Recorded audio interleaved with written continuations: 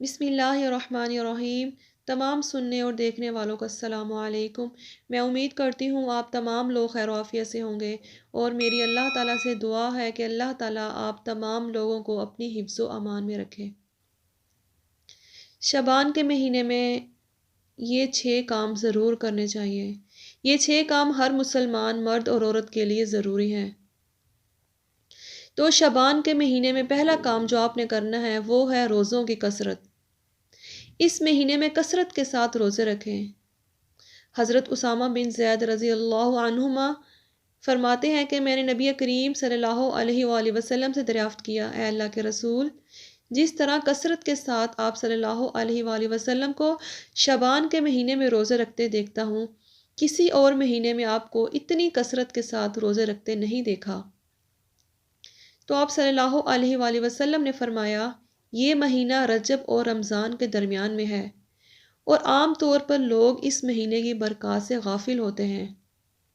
اس مہینے میں اعمال اللہ تعالیٰ کے سامنے پیش کیے جاتے ہیں۔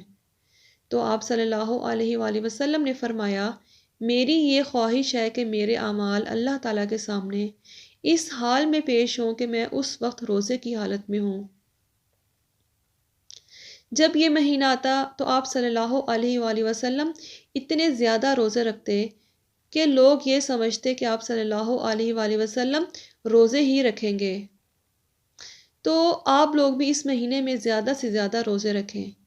اگر زیادہ نہیں رکھ سکتے تو 13، 14 اور 15 شعبان کو ہی رکھ لیں، یہی روزے آپ کے لیے کافی ہو جائیں گے۔ لیکن یہ بات یاد رہے کہ اس مہینے میں روزے واجب یا فرض نہیں۔ اگر رکھیں گے تو ثواب ہوگا، اگر نہیں رکھیں گے تو گناہ نہیں ہوگا۔ اور شعبان کے مہینے میں آپ نے دوسرا کام جو کرنا ہے وہ یہ ہے کہ آپ تمام لوگ کثرت کے ساتھ برکت کی دعائیں مانگیں، کیونکہ یہ مہینہ برکتوں والا ہے، رحمتوں والا ہے۔ یہ رجب اور رمضان کے درمیان میں آتا ہے۔ اس مہینے میں ہر چیز پھیل جاتی ہے، رحمتیں پھیل جاتی ہیں، برکتیں پھیل جاتی ہیں۔ اپنے لیے مانگیں، اپنے گھر والوں کے لیے مانگیں، اپنے مال و دولت میں برکت مانگیں، اپنے کاروبار، اپنی روزی میں برکت مانگیں، اور اس کے علاوہ اپنی اولاد کے لیے برکت کی دعائیں کریں، کیونکہ اس مہینے میں برکتیں بہت زیادہ ہوتی ہیں۔ اور تیسرا کام جو آپ نے شعبان کے مہینے میں کرنا ہے وہ یہ ہے کہ رمضان کی تیاری۔ رمضان کی تیاری کیسے ہوتی ہے؟ رمضان میں ہم روزے رکھتے ہیں، اور اسی طرح رمضان میں ہم صدقہ کرتے ہیں۔ اگر ہم اسی مہینے سے صدقہ کرنا شروع کر دیں گے، نوافل پڑھنا شروع کر دیں گے، راتوں کو کھڑے ہوں گے اللہ تعالیٰ کے سامنے، تو یہ چیزیں ہمارے لیے رمضان کی تیاری بن جائیں گی۔ رمضان کے روزے آسان ہو جائیں گے اور رمضان کی عبادت آسان ہو جائے گی۔ اور شعبان کے مہینے میں آپ نے چوتھا کام جو کرنا ہے وہ یہ ہے کہ شب بارات کی عبادت۔ شب بارات کیا ہے؟ شب بارات شعبان کی 15ویں رات ہے۔ اس رات کے اندر کیا ہوتا ہے؟ نبی کریم صلی اللہ علیہ وآلہ وسلم نے فرمایا، اے عائشہ، تم جانتی ہو اس رات میں کیا ہوتا ہے؟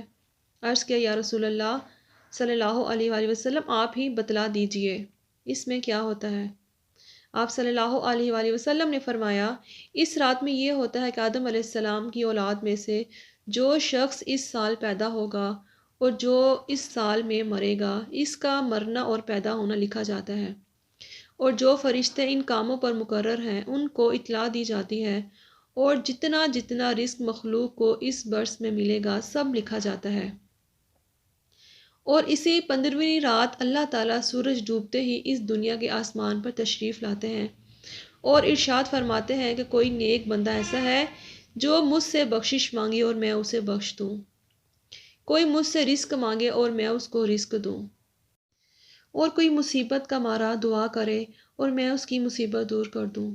اسی طرح صبح ہونے تک اللہ تعالیٰ ارشاد فرماتے ہیں، بس بندوں کو چاہیے کہ اس رات میں خوب عبادت کریں اور اپنے گناہوں کی معافی مانگیں، اور 15ویں تاریخ کو روزہ رکھیں، اور اللہ تعالیٰ اس رات اپنی مہربانی سے بے شمار بندوں کو بخش دیتا ہے۔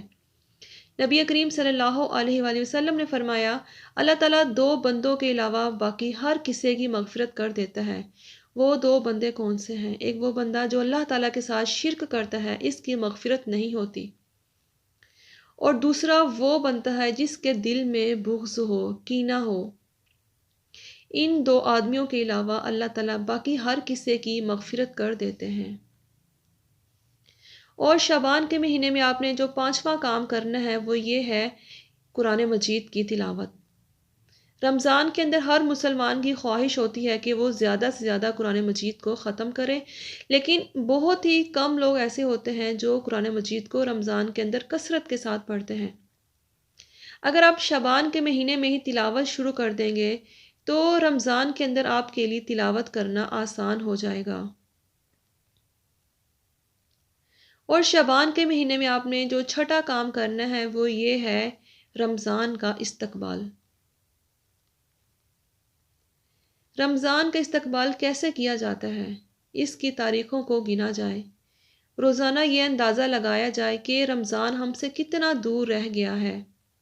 اس کے لیے دعائیں کریں، اے اللہ ہمیں خیریت سے رمضان تک پہنچا دے تاکہ ہم رمضان کی برکتیں حاصل کر سکیں۔ ہمارے پیارے نبی صلی اللہ علیہ وآلہ وسلم کے بارے میں آتا ہے، جس قدر آپ صلی اللہ علیہ وآلہ وسلم رمضان کی تاریخوں کو یاد کرنے کا اہتمام کرتے تھے، اسی طرح کسی اور مہینے کا نہیں کرتے تھے۔ آپ صلی اللہ علیہ وآلہ وسلم یہ دعا فرماتے تھے، اللہم بارک لنا فی رجب و شعبان و بلغنا الی رمضان۔ آپ کثرت کے ساتھ یہ دعا فرمایا کرتے تھے۔ تو میری پیاری بہنوں اور بھائیوں، رمضان سے پہلے ہی رمضان کی تیاری شروع کر دیں۔ میری اللہ تعالیٰ سے دعا ہے کہ اللہ تعالیٰ ہمیں شعبان کی رحمتیں اور برکتیں عطا کرے اور رمضان تک پہنچنا نصیب کرے۔ اگر آپ لوگوں کو میری یہ ویڈیو اچھی لگی ہے تو اسے صدقہ جاریہ سمجھ کر اپنی فیملی اور دوستوں کے ساتھ شیئر کریں۔ السلام علیکم ورحمۃ اللہ۔